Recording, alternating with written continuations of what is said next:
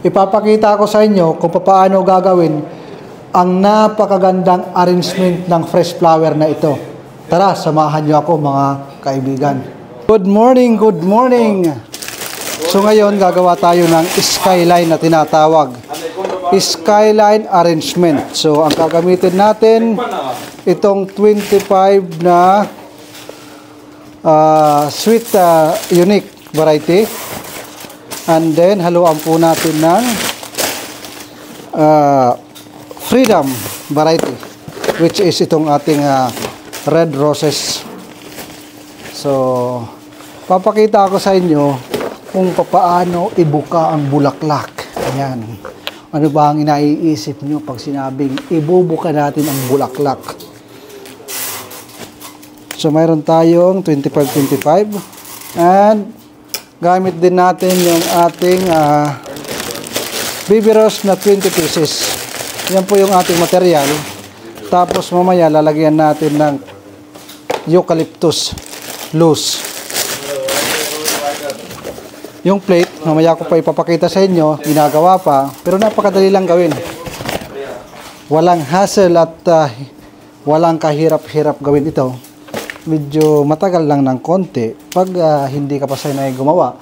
Pero pag sanay ka nang gumawa, kiribum-bum lang. So, unahin po natin yung red sa pagbubuka. Yan. Ganyan, oh. Ito yung pagbubuka. Mas maganda kung yung rosas na ginagamit natin sa pagbuka ay hindi pa nakababad. Kasi once na nakababad na ito, masyado nang malutong ang ating rosas. Pink rose already give. Already pink rose give, ha? Yan. Ganyan ang itsura niyan. Yan, oh, masyadong napakaganda at pulang-pula ang ating rosas. Ang aming cutter nakataas. Kasi pag nilagay natin sa baba, ito na yung ating plate na gagamitin. Ito yung ating ang tawag dito, Lord, na plate, lawang floral foam. Ang tawag dito na material, Lord? Ito? Ito? Forex. Yan. Forex na pinakustomize namin yan. Pag pink na bulaklak, napakasarap ibuka. Ganun, oh. Tanggal ng first layer, then ibuka. Itong pink na ito, hindi rin nakainom. Kaya napakaganda. Alam namin kung ilang days dapat pinapainom ang bulaklak. Simula sa shipment, kahit 3 araw, walang problema yan. Basta't nakalagay sa maginaw or malamig na temperatura ng ating room. Walang problema yan. Tingnan nyo, napakaganda. Sipan nyo sa gitna para mas lalong bumuka. Ngayon na, isisimulan natin ito. So, ito yung ating red at ito naman yung ating pink na nakabuka. Ayan. So, simulan na natin. Ang una natin itutusok, ito yung ating red roses na binuka. Ang sukat ng ating stem is nasa 50 cm yan. Sukat ko na yan. Memorize ko na yan. Ang style ng ating pagkagawa is parang one-sided lang ito, facing. Kasi yung ating arrangement na ito ay sa wall ito ilalagay. Diyan sa may pader banda. So, hindi naman kailangan makita yung likod. So, half size lang yung makikita. Kahit lagyan natin yung likod, wala pa rin silbi. Kumbaga useless lang siya pag nilagay natin sa likod ang ibang bulaklak. Pero tatakpan pa rin natin ng konting eucalyptus para hindi makita yung likod.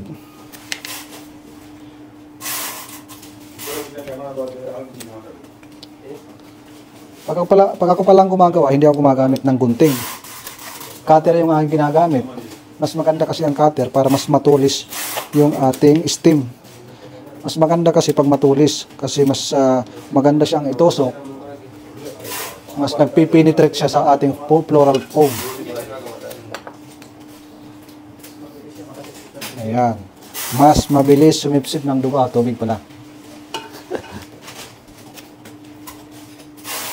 naman ako sa una, kung dati manager ng puno. Lodge. Kita niya manilig ko ng pagputol, Islam Ting. Lagot. Manita na yun ba? Ha? Mandito na yun. Oo. Kaya, manita yung pagpuno. Ang galing na mag-ano eh.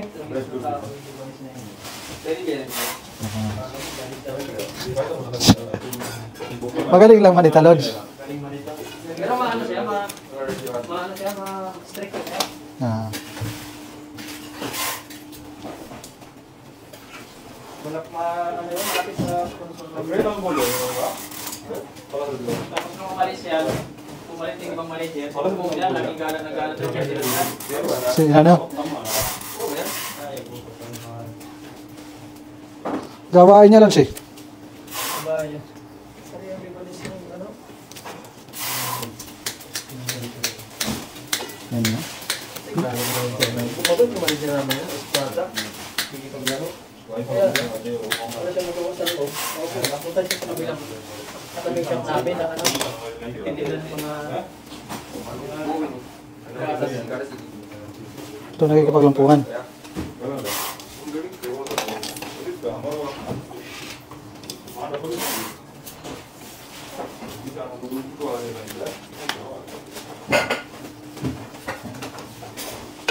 Mabilis lang talaga itong gawin. Alam nyo, ang matagal dito, yung pagbubukan ng mga rosas. Yun lang ang matagal.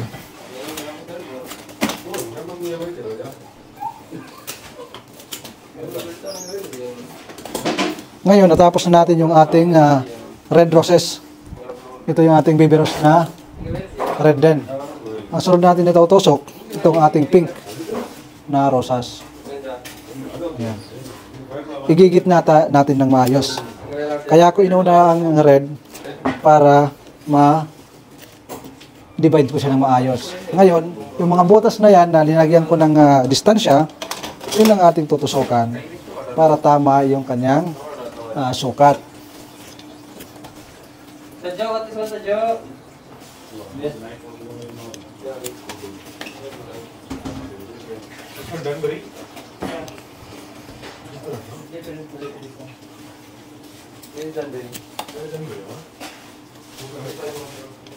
Dali lang, no?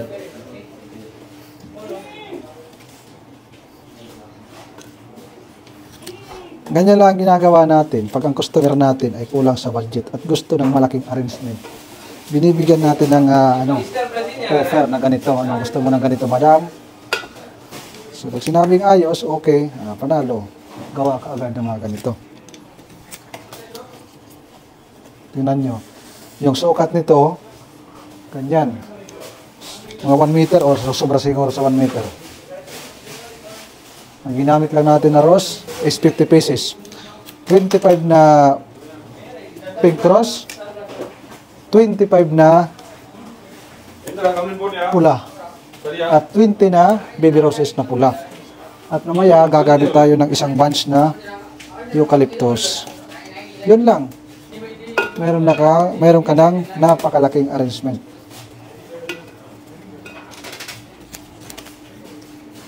Lahat ng butas, papalsakan natin yan.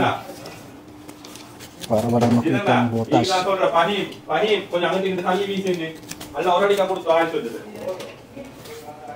Ayan.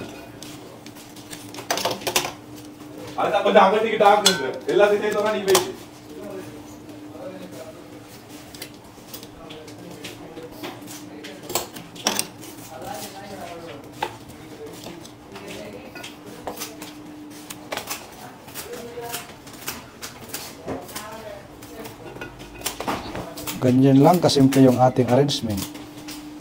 Pero panalong-panalo yan. Wala kang talo. Kahit pumusta ka pa ng 1 milyon dito, walang talo. Di ba, Lodge? Tama, good na. Likod naman yung nagmalo. Ngayon naman, susunod natin yung ating 20 red baby rose. Yes, this is one.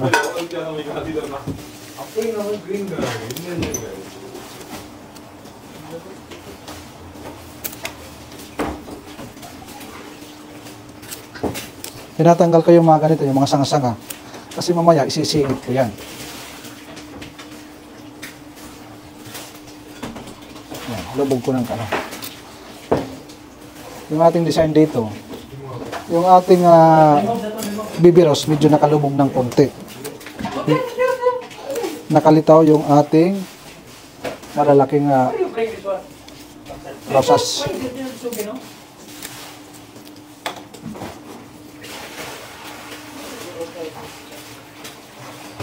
Yan, medyo mahaba ng konti. Patulan natin.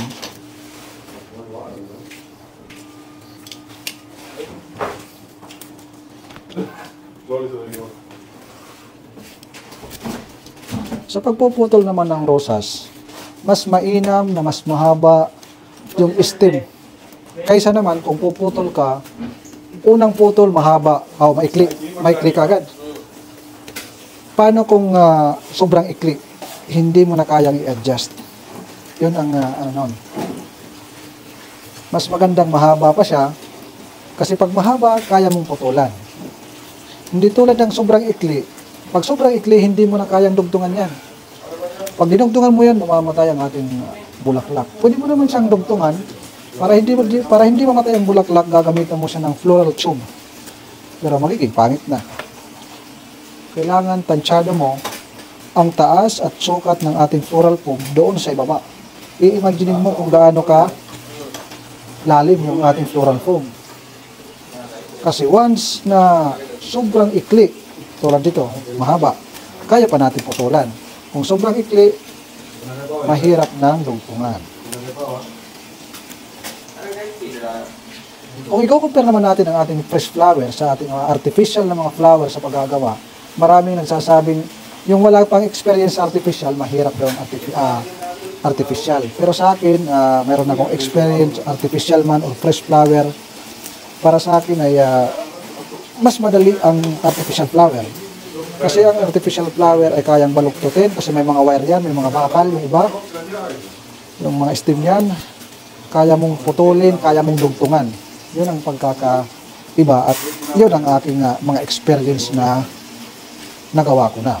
So para sa akin, mas madali ang artificial. Kasi yung ating artificial, hindi yan mamamatay. Hindi tayo mangangamba na mamamatay yung ating mga bulaklak. Hindi katulad nito na kailangan ingatan natin kasi maaaring mamatay ang ating mga fresh flower. Kailangan marunong po tayo.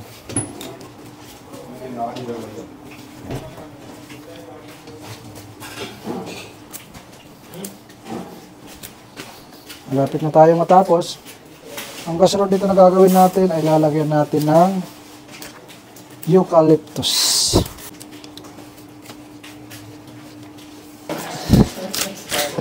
Ang nakabudget ko dito ng eucalyptus, 2 bunch. Actually, ang nagagamit lang dito ay sobra isa lang. Hindi nakakagamit ng 2. Ayan. Piliin ko muna yung mga matatayog, yung mga mahahaba. Yun ang nandito sa may harapan.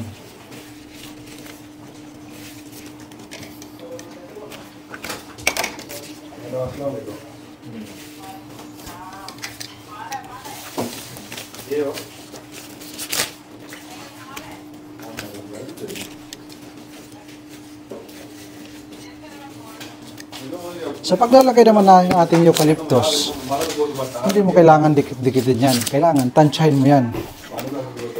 Para maganda yung ating arrangement. Hindi yung lagay ka lang ng lagay kahit saan. Ayan.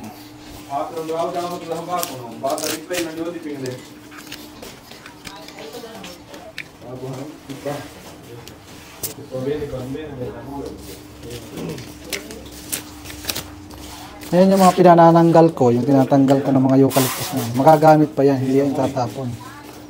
Katulad nito, mahaba pa, pwede natin ilagay dito sa ibaba. So dito sa parting ibaba, mas malapit yung eucalyptus niyan.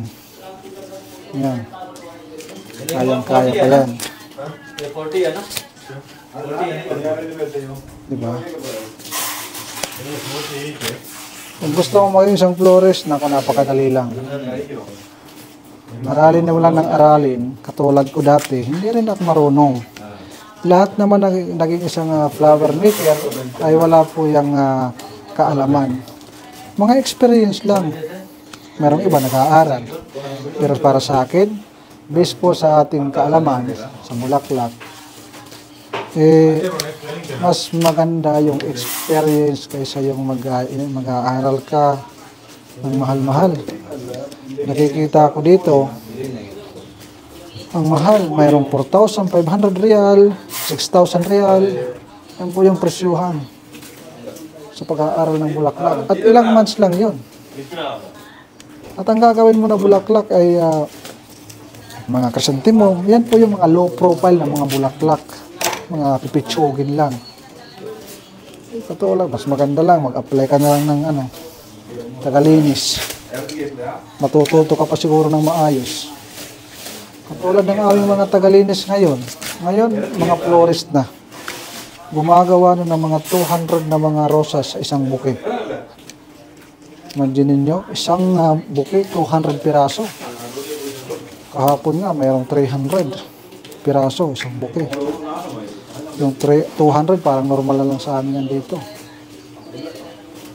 Kasi kung makikita nyo yung mga nauna kong videos, marami yan. Pili ka lang doon. Marami tayong ginagawa ng mga dambuhal ang mga buke.